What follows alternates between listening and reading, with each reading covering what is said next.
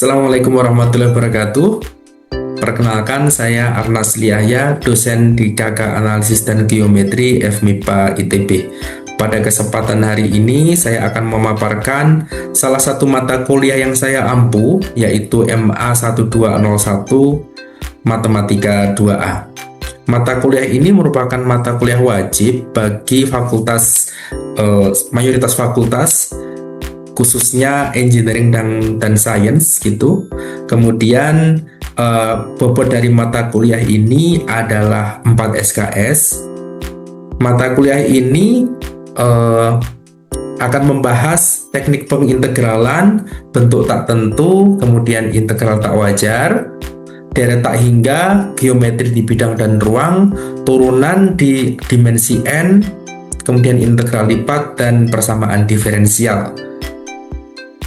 Pustaka utama dari mata kuliah ini adalah buku Kalkulus karya dari Dale Farnberg dan Edwin Purcell edisi ke-9 di tahun 2007. Kemudian capaian dari mata kuliah ini, capaian pembelajaran dari mata kuliah ini adalah setelah menyelesaikan perkuliahan, mahasiswa diharapkan mampu, yang pertama, mengkaji dan menjelaskan fenomena perubahan suatu besaran melalui berbagai strategi dengan menggunakan konsep-konsep dasar kalkulus berubah banyak, khususnya turunan dan integral, kemudian serta deret dan persamaan diferensial.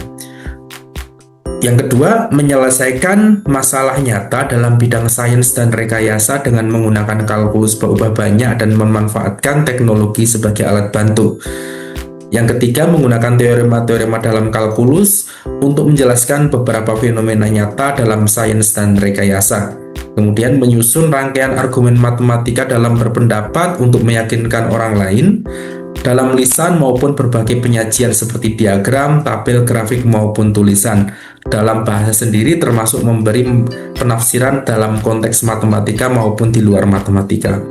Kemudian yang terakhir, menemukan dan menerjemahkan solusi matematika ke dalam konteks semula yang membangun sikap-sikap seperti kepercayaan diri, gigih, terbuka, dan yang lainnya. Kemudian untuk evaluasi, nilai akhir dari mata kuliah ini ditentukan oleh beberapa komponen-komponen penilaian. Yang pertama adalah ujian tengah semester. Ujian tengah semester ini bobotnya 35%. Kemudian ujian akhir semester dengan bobot yang sama, yaitu 35%. Kemudian kuis bersama fakultas dengan bobot 10%. Proyek mini bobot 10% dan PKH yaitu PR, keaktifan dan komponen penilaian lain yaitu bobotnya 10%. Untuk penentuan indeks kita mengacu pada dasar berikut, yaitu untuk indeks A bagi yang nilai akhirnya itu lebih dari 80. Bagi yang nilainya antara 73 sampai 80 mendapatkan nilai AB, 65 sampai 73 mendapatkan B, 57 sampai 65 mendapatkan BC, 50 sampai 57 mendapatkan nilai C, dan yang di bawah 50 itu mendapatkan itu tidak lulus, meskipun di sini dinyatakan 35 sampai 50 itu nilainya D dan di bawah 35 adalah E. Yang lulus adalah yang nilai C ke atas begitu. Kemudian beberapa hal yang harus saya sampaikan selanjutnya adalah bahwa mata kuliah ini terdiri dari beberapa bab. Bab 7 yaitu teknik integrasi, bab 8 bentuk tak tentu dan integral tak wajar, bab 9 deret tak hingga, bab 10 irisan kerucut, kemudian geometri bidang, kemudian turunan berdimensi n dan integral lipat serta persamaan diferensial. Kemudian pada pemaparan video perkuliahan saya akan menampilkan penjelasan tentang deret tak hingga yaitu di bab 9. Assalamualaikum warahmatullahi wabarakatuh. Selamat pagi teman-teman semua. Kembali lagi di kuliah kita Matematika 2A ya. Jadi pekan lalu kita sudah membahas barisan ya di bab 10.0. Sekarang kita ke subbab berikutnya yaitu di deret tak hingga ya. Jadi di topik ini kita fokus pada JPMK 2 sampai 5 ya. Nanti bisa dipelajari lagi silabusnya. Nah, untuk motivasi saya awali dari suatu kalkulator, teman-teman. Jadi di sini kalau teman-teman menghitung misalkan sin 63 derajat gitu, maka kalkulator akan memberikan hasil yang dia berupa 12 digit gitu. Nah, pertanyaannya adalah apakah memang bahwa sin 63 derajat itu adalah hasilnya benar-benar yang direpresentasikan oleh si kalkulator itu yang 12 digit itu? Apakah ia memang seperti itu? Atau apakah itu hanya suatu atau dalam kata lain ada background di belakangnya, kira-kira si kalkulator itu melakukan apa sebenarnya gitu. Nah, di sini teman-teman bisa melihat bahwa nantinya tujuan dari bab ini adalah teman-teman bisa merepresentasikan fungsi ya, misalkan sin X itu menjadi deret seperti ini atau E pangkat X menjadi seperti ini. Nah, apa yang membedakan di ruas kiri dan di ruas kanan, teman-teman? Kalau di ruas kiri kita punya sin X, kalau di ruas kanan kita punya apa? Kita punya suatu deret. Nah, apa spesialnya dari deret itu? Ada yang tahu? Tiara? Konvergen. Ya, kita nanti akan membahas itu. Ya, jadi teman-teman, yang spesial dari yang di sebelah kanan ini adalah kita punya dua buah operasi saja, yaitu penjumlahan dan perkalian saja. Ya, pengurangan dan kemudian pembagian adalah inverse dari masing-masing operasi itu. Nah, di sini kita punya X, lalu dikurang operasi pengurangan ya, kemudian X pangkat 3, X kali X kali X lagi, lalu pembagian dengan 3 faktorial ya. Jadi cuman ada 4 itu, kabataku kalau kata orang Sumatera, kali bagi tambah kurang, atau kalau kata orang Jawa pipolondo gitu ya. Yang orang Jawa tak. Oke. Nah, jadi spesialnya cuman punya 4 itu. Artinya apa? Dengan perhitungan yang sederhana, ibu-ibu yang jualan di pasar yang biasa kali bagi tambah kurang itu, bahkan kalau diberikan persoalan misalkan pendekatan berapa sin 63 derajat, kemungkinan bisa ngitung dengan kali bagi tambah kurang itu aja gitu. Jadi spesialnya yang sebelah kanan ini jadi lebih sederhana ya. Itu keunggulannya. Walaupun nanti kita akan lihat bahwa kita harus melakukan itu tak hingga kali supaya dapat hasil yang eksak gitu. Ya. Nah, yang dikerjakan oleh kalkulator kemungkinan kira-kira teman-teman itu memotong tidak dilakukan tak hingga kali. Kalau dilakukan tak hingga kali sampai meninggal belum selesai kemungkinan ya kan? Jadi mungkin hanya beberapa suku supaya nanti muncul 12 digit itu. Ya, kira-kira akan seperti itu. Namun untuk mempelajari itu kita perlu hal yang sederhana dulu, yaitu deret bilangan ya. Nah, di sini ada contoh, misalkan setengah ditambah seperempat, ditambah seperlapan, 1/16. Berikutnya seperberapa teman-teman? Seper32 ya, betul sekali ya. Nah, kira-kira kalau diteruskan jumlahnya gimana? Berhingga atau enggak kira-kira? Tak hingga. Penjumlahannya tak hingga ya kayaknya ya. Tapi kita akan lihat pelan-pelan ya. Jadi kita di sini definisikan S1. Apa S1? Ini adalah jumlah satu suku pertama, yaitu setengah itu saja. Ya. Kemudian S2. S2 itu adalah jumlah 2 suku pertama, yaitu dalam hal ini setengah ditambah seperempat. Yang kalau kita sederhanakan dia adalah 3/4, dan ternyata kita bisa menuliskan 1/1 dikurang 1/2 pangkat 2. Dan seterusnya teman-teman, S3 berarti jumlahan 3 suku pertama, yang ternyata dia adalah 7/8, dia adalah 1 min 1/2 pangkat 3, ya kan? Nah teman-teman kemudian dengan common sense ya, bisa menebak kira-kira N suku pertama bentuknya akan seperti apa gitu. Nah dia adalah 1 dikurang 1/2 pangkat N. Cantik kan ini? Ya enggak? Nah, apa yang terjadi kalau kita punya tak hingga banyak suku. Berarti kan kita, kita punya SN, ya kan? Lalu kita tendang N sejauh-jauhnya sampai tak hingga gitu kan? Ya enggak? Kita bawa N menuju tak hingga, kira-kira perilakunya akan seperti apa? Dan ini kita bahasakan dengan yang namanya limit, ya. Jadi di sini kita bawa limit SN, N kita bawa menuju tak hingga. Nah, di sini teman-teman bisa melihat bahwa bagian 1 bar 2 pangkat N ini akan menuju 0 sehingga ini akan sama dengan 1, ya. Gitu ya. Jadi meskipun dia itu tak hingga banyak suku, jumlahnya berhingga 1. Oke. Lanjut, kita melihat interpretasi kalau kita bahasakan dalam geometri akan seperti apa, ya. Jadi di sini kita punya sebuah kotak, teman-teman. Ya.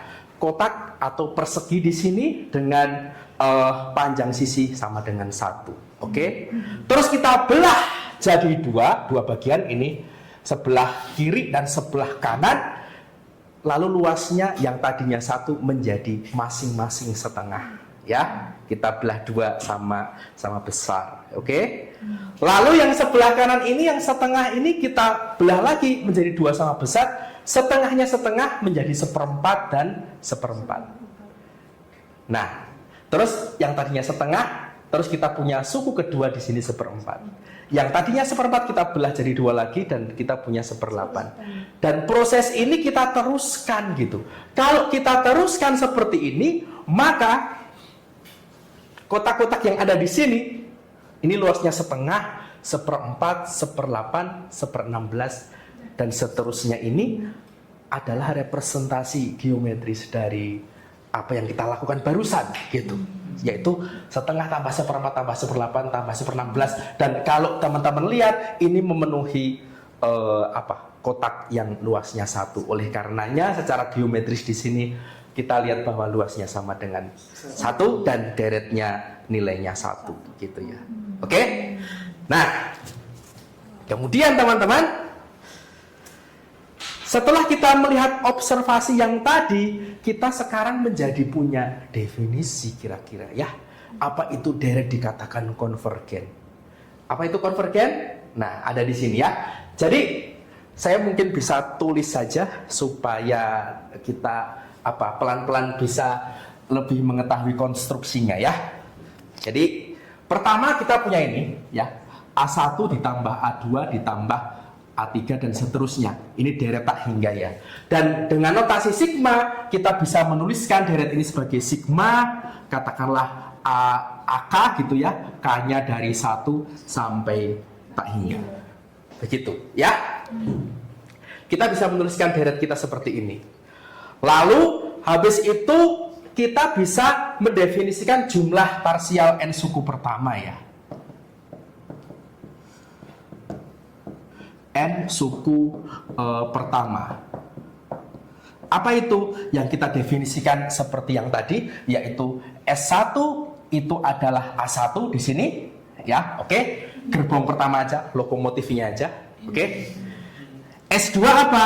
S2 berarti A1 ditambah A2 atau jumlah 2N, ya, 2N, 2 suku pertama, ya, oke. Lalu S3 dia adalah A1 ditambah A2 sampai A3. Gitu kan? Ya enggak? Lalu SN apa teman-teman? SN. Ya, A1 ditambah A2 sampai A berapa? AN. Kalau ditulis dalam notasi sigma, dia adalah sigma AK, ya. K-nya dari berapa teman-teman? Dari 1. K-nya dari 1 sampai N. Oke, very good. Oke, gitu ya. Nah, yang kita lakukan yang tadi itu, ya, yang ini kan kita mempelajari barisan S1, S2, S3 sampai Sn ini kan. Sama, kita mempelajari perilaku barisan itu. Di sini kita punya barisan jumlah N suku pertama sebagai barisan jumlah parsial N suku pertama, ya. Kita punya S1, S2, S3, lalu Sn, dan kita akan mempelajari ketika N menuju tak hingga Sn ini bagaimana perilakunya. Apakah menuju suatu bilangan tertentu, atau dia liar, atau tidak kemana-mana? Ya, kita lihat.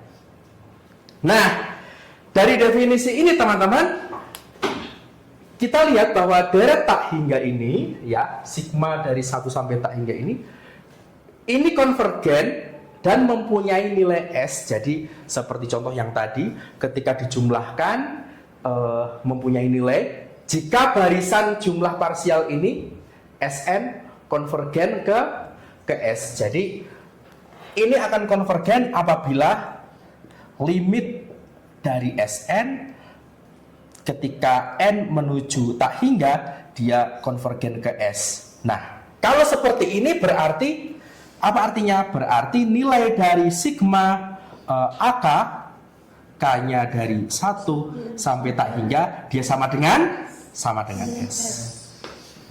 Nah, jadi definisinya dari situ, dari limit barisan jumlahan parsial n suku pertama, gitu ya. Kemudian jika Sn-nya kalau dia divergen, maka deretnya divergen, dan suatu deret divergen tidak mempunyai nilai atau jumlah, gitu ya. Gitu. Oke?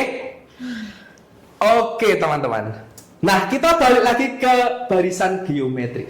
Ke deret geometri ya.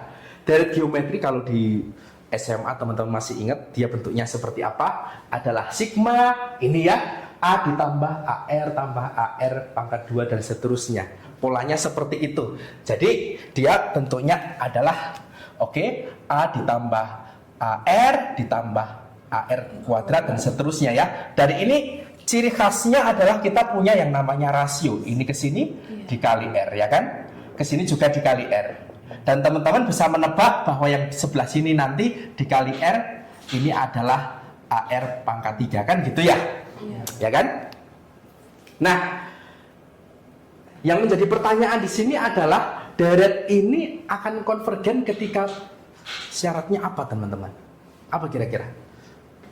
R-nya 1. R-nya 1? Good. R-nya 0. R-nya 0. Oh, R-nya 0 nanti. Ya, dia konvergen juga ya. Tapi kita coba lihat apa yang terjadi ya. Jadi sama konstruksinya seperti ini, yaitu jumlah parsial n suku pertama ya. Jadi S1 apa teman-teman? S1 adalah A itu sendiri dong, tentu saja. Ya enggak? Nah, S2 adalah A ditambah AR. Dan S3 di sini adalah A ditambah AR ditambah AR pangkat 2. Ya. Kalau Sn apa? Kita ikutin itu ya. Kalau Sn apa? Kalau Sn A ditambah seterusnya sampai endingnya apa? AR pangkat n kurang 1 karena di sini 2 ini pangkat 1, 3 menjadi pangkat 2 dan ini n menjadi pangkat n-1. Gitu kan? Ya enggak? Nah, oke, kita akan merumuskan ini ya, Sn-nya yang menjadi bentuk yang lebih cantik ya, kira-kira bagaimana? Kalau kita kalikan R ya, ini kalau kita kalikan R kedua ruas, maka RSN sama dengan ini jadi apa? AR ditambah dan seterusnya, ekornya menjadi AR pangkat N. Kan gitu, ya enggak? Terus kalau kita kurangkan, nah, maka ada bagian yang hilang atau menghilangkan, contohnya yang di sini AR dikurang AR menjadi 0, dan yang di sini AR pangkat N-1, di sini kita juga punya AR pangkat N-1 ya, dan ini tercoret di sini. Jadi suku sebelah sini, sebelah kanan tinggal A dikurang A kali R pangkat N ya. Yang di sini apa? Sn dikurang R Sn. Kan gitu? Ya enggak?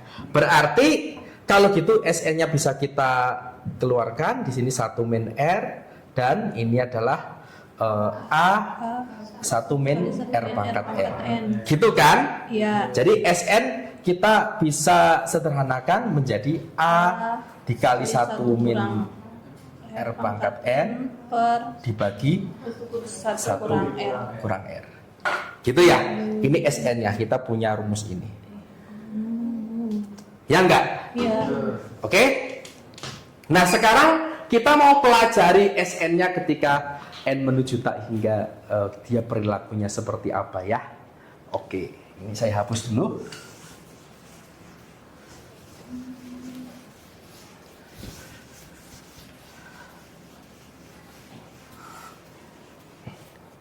Oke, jadi ketika kita mau mempelajari perilaku ini, perilaku dari SN ketika N-nya membesar tanpa batas ini ya, berarti dia limit A1 min, apa itu R pangkat N dibagi dengan 1 min N ya.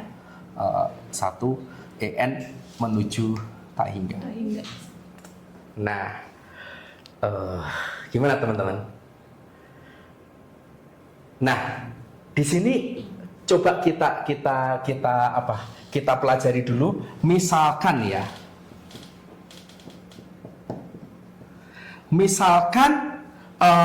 nilai dari R ini kurang dari 1 gini. Kalau di buku-buku pelajaran SMA, kan deret geometrik itu akan konvergen ketika nilai mutlak R kurang dari 1. Betul nggak? Ya. Masih ingat itu? Ya. Nah, kita coba kalau mutlak R-nya kurang dari 1, maka yang terjadi limit dari ini R pangkat N menuju tak hingga, kita sudah mempelajari di beberapa minggu yang lalu ya di sini dengan teorema Apit di sini kita akan mendapatkan ketika mutlak R-nya kurang dari 1, limit R pangkat N menuju tak hingga dia sama dengan 0 gitu ya. Jadi teman-teman, ketika teman-teman menggunakan fakta ini ke sana, teman-teman bisa mendapatkan bahwa ketika R-nya kurang dari 1, maka ini akan konvergen kemana teman-teman? Ini jadi 0 kan sebelah sini ya, dengan teorema limit utama ya di sini. Dia akan A dibagi dengan 1 min N. Gitu ya. Sama seperti yang teman-teman pelajari ketika SMA kelas 12 kalau nggak salah ya. Iya. Oke. Nah, kita sekarang latihan soal ya. Untuk latihan teman-teman silakan buka halaman 978 ya. Di situ ada soal-soal tentang deret geometri. Saya beri waktu 7 menit sama seperti kultum ya, 7 menit. Nanti habis itu kita bahas. Oke teman-teman, terima kasih. Assalamualaikum warahmatullahi wabarakatuh.